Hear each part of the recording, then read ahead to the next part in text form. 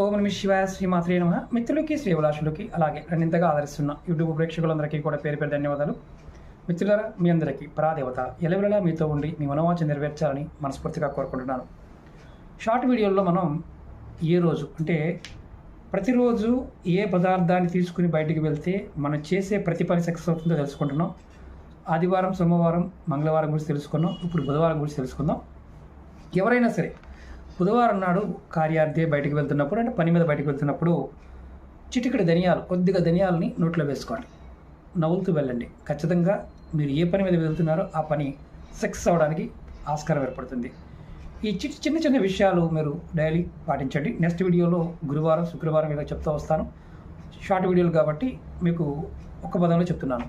అలాగే మీకు ఈ వీడియో నచ్చిన లైక్ చేయండి, ఛానల్ సబ్స్క్రైబ్ చేసుకోండి, పక్కనే ఉన్న గంట సింబల్ని యాక్టివేట్ చేసుకొని 10 మంది మిత్రులకు షేర్ చేయండి. ఓం నమః శివాయ శ్రీమాత్రే నమః.